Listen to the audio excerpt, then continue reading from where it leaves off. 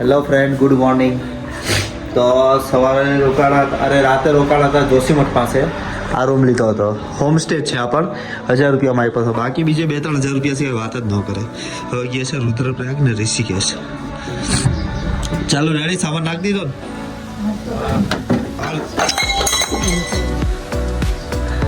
Hello પડી ગયું પાણી. નીકળે છે રુદ્રપ્રયાગ અને ઋષિકેશ. ગળું બેસી ગયો છે, ઠંડી છાશ પીવાઈ ગઈ હતી ને એટલે. ઓકે ફ્રેન્ડ, તો હવે આગળ બતાવીશ રુદ્રપ્રયાગ. દેવપ્રયાગ જતા રસ્તામાં ધારી દેવીનું મંદિર આવ્યું છે. આ વખતે જવાની ઈચ્છા નથી, બીજી વાર જશું. આ મંદિર પણ બહુ ફેમસ છે ને નામ છે ધારી દેવી ટેમ્પલ છે ને. જય માતાજી. ફાઇનલી ફ્રેન્ડ આવી ગયા છે દેવપ્રયાગ. ઋષિકેશ 68 છે, હરિદ્વાર 90 છે. 2 કિલોમીટર બાકી છે દેવપ્રયાગ. ભગીરથી અને અલકનંદા જેવું ભેગી થાય છે નદી. જો બંનેનો કલર આમથી આવે છે અલકનંદા, આમથી આવે છે ભગીરથી, અને બંને ભેગી થઈને ગંગા થઈને હરિદ્વાર બાજુ જાય છે. બંને નદીનું જો પાણી એકદમ અલગ જ દેખાય છે ને. એક ગંગોત્રી યમનોત્રી બાજુથી આવે, કેદારનાથ બદ્રીનાથ બાજુથી આવે. અને અહીંયા જે છે ને પોતાનું પિંડનું કરવાનું હોય કે પિતૃનું કંઈક કરવાનું, એ બધીની પૂજા પણ અહીંયા કરતા હોય છે.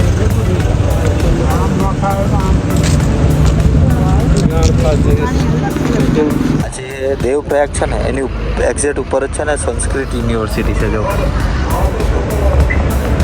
સેન્ટ્રલ સંસ્કૃત યુનિવર્સિટી, અહીંયા વેદ ને પાઠ ને બધું સંસ્કૃતનું જ્ઞાન આપે. અને આ પછી યુનિવર્સિટી હશે અહીંયાની જે બધી કોલેજોની છે. લેન્ડસ્લાઇડ પાડવાનું કામ કરે છે આ લોકો. કેટલા જણા ઉપર ઉભેલા છે, એકદમ ઢાળવાળી જગ્યાએ. બહુ રિસ્કી કામ છે ભાઈ. તો ફ્રેન્ડ, ઋષિકેશમાં આવી ગયા છે બંજી જમ્પિંગ પાસે. આ બંજી જમ્પિંગમાં લાસ્ટ યર કર્યું હતું. આ વર્ષે કરવાની ઈચ્છા છે પણ મમ્મી પપ્પા ના પાડે છે સ્ટ્રીટ. એ બધું કંઈ આપણે કરવું નથી. આ તો કર્યું હવે પછી નથી કરવાનું એમ. તો ખાલી બતાવવા માટે લાવ્યો છું કે ચાલો જોવા તો ચાલો એમ. આ ઇન્ડિયાનું હાઈએસ્ટ બંજી છે અહીંયા નાનું છે, અહીંયા જરાક મોટું છે નથી. Fill factory.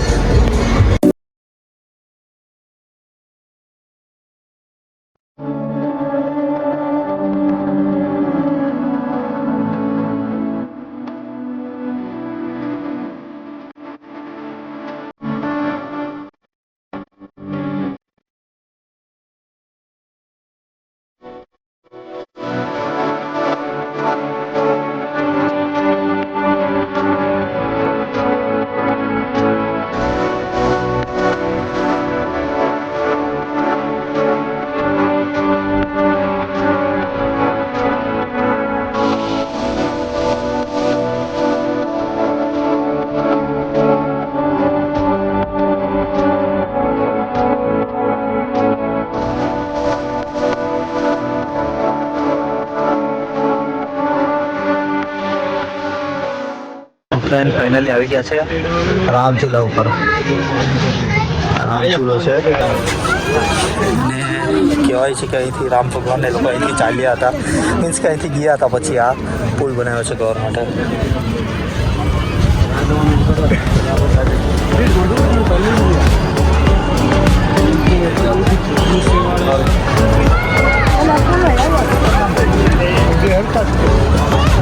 પહેલી બાજુ લક્ષ્મણ ઝૂલા છે પણ એનું રિનોવેશન ચાલુ છે ને એટલે ત્યાં જવાનો વિચાર હતા. એટલે આ રામ ઝૂલા છે. લક્ષ્મણ ઝૂલા અહીંથી 5 કિલોમીટર દૂર છે. જો રામ ઝૂલાની સામે આ ગીતા ભવન છે. અહીંયા કોઈને પણ રહેવાની રૂમ જોઈતી હોય ને અહીંયા આવી જવાનું. અને પેમેન્ટમાં ખાલી તમારે જે મરજી હોય ને એ પ્રમાણે લખાઈ દેવાનું ખાલી. બાકી અહીંયા રૂમ મળી જશે 1 નંબર.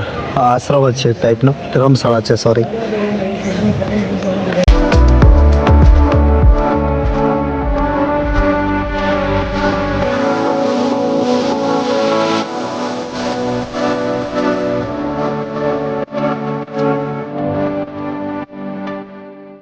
next day.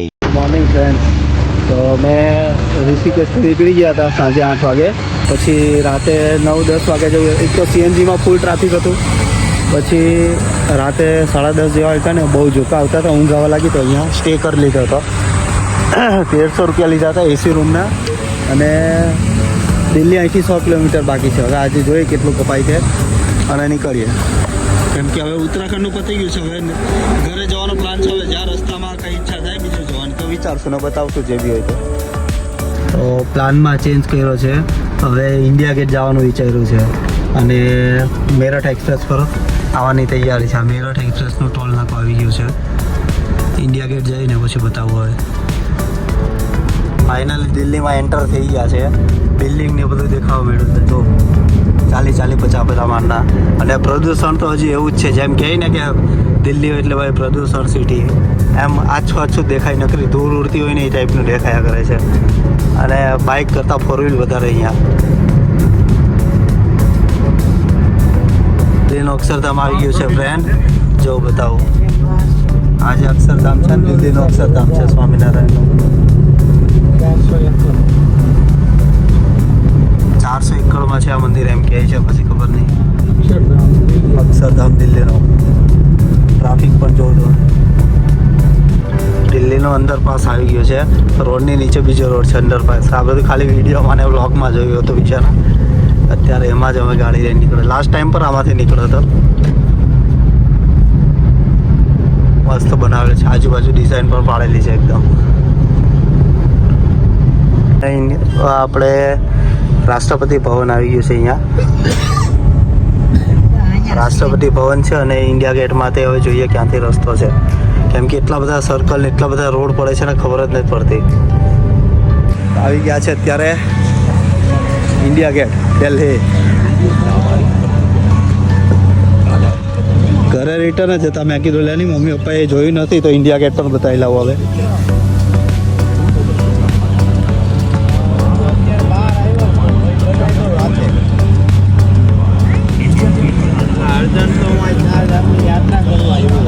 આ ઇન્ડિયા ગેટ પાસે આ સ્ટેચ્યુ છે અને અહીંયા જે છે ને અશોક સ્તંભ પણ છે આપણો. મસ્ત છે એકદમ. અને અહીંયા છે ને એક પેલી અમર જ્યોત જ્વાલા પણ છે જે 24 કલાક મતલબ 12 માસ સળગતી જ હોય છે. એનું પૂછીએ છે ક્યાં છે એ સિક્યુરિટીને. આ અશોક સ્તંભ છે ને એની નીચે છે અમર જવાન જ્યોત. આ જો સળગે છે, કેમેરામાં દેખાતું નથી જેવું તેવું તડકો છે એટલે, બાકી આ સળગે છે વચ્ચે અમર જવાન જ્યોત છે. આ 12 માસ 24 કલાક સળગતી હોય છે. ઇન્ડિયા ગેટની એક્ઝેક્ટ પાછળ છે.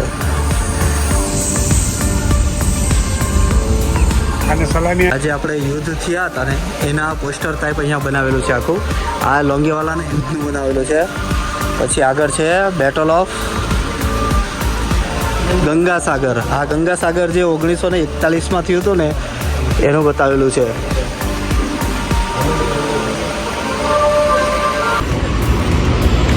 આ રીતે પાણીનો ગ્લાસ 3 રૂપિયાનો પાણીનો ગ્લાસ મિનરલ વોટરનો અને લીંબુ શરબતના 20 રૂપિયા. ઉપરથી પ્રેસ કરે ને એટલે નીકળવાનું. દિલ્હીની આગળ આવી ગયા છે ને યમુના એક્સપ્રેસ વે આવી ગયો છે. અહીંયાથી આપણે વૃંદાવન બાકી છે 127 કિલોમીટર અને વાગ્યા છે બપોરે 2:21 થઈ. જોઈએ હવે કેટલા વાગે પહોંચે છે તે.